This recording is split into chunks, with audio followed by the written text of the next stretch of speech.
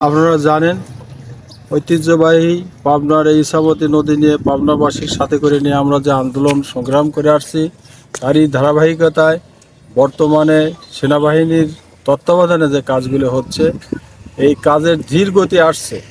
কারণ হলো যে বৃষ্টির একে কারণ একে, আর অপরদিকে নদী পাড়ের প্রায় 132টা মামলা এখন নিম্নকোর্টে ঝুলছে।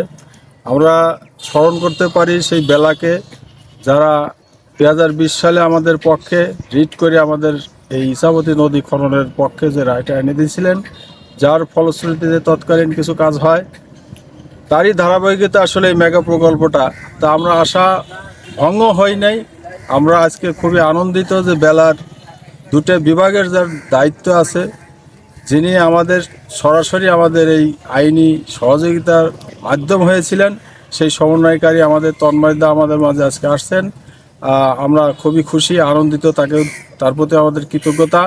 তবে আমরা আশা করছি খুব শীঘ্রই মামলাগুলির সুরাহা হবে এবং পাবনার ঐতিহ্যবাহী ইছামতি নদী আমরা আবার দেখতে পাবো।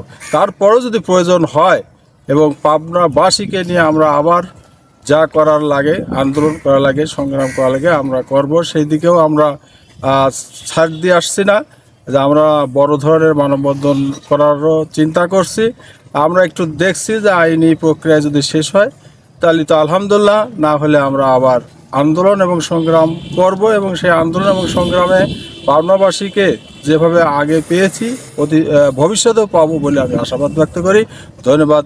এখানে একটা প্রশ্ন আছে যে শহরবাসী শহরে যে 5 কিলোমিটার নিয়ে জটিলতা আছে, সেই জটিলতা বাদ দিয়ে কেন কাজ করা হচ্ছে না? প্রয়োজনে শহরে শীতকালে কিংবা শুষ্ক মৌসুমে কাটা যেতে পারে, কিংবা মামলাগুলো একটু সমাধান করে, জটিলতা সমাধান করে শহরে কাটলো, কিন্তু বাকি যে অংশগুলো সেখানে তো কাজ চলমান রাখতে পারে। এই বিষয়ে আপনার বক্তব্য? এখানে আপনি জানেন যে বেশ কিছুদিনই বৃষ্টির যে জটিলতা, বৃষ্টি মূলত বৃষ্টি প্রাকৃতিক দুর্যোগই এর মূল কারণ, আর মামলার কারণটা হলো শহরে। এখন দুটো এক জায়গায় সমস্যা হয়েছে। আমরা আশা করছি যে যখনই বৃষ্টির ইয়েটা থাকবে না, এবং আমি যতদিন কালকেও এই ঠিকাদারি সংশ্লিষ্ট এবং সেনাবাহিনীর প্রতিনিধিরা এই নদীকে পরিদর্শন করে গেছেন এই শহরের অংশ, এবং দ্রুতই তারা পদক্ষেপ নেবে বলে আমি জানি। আর ধন্যবাদ।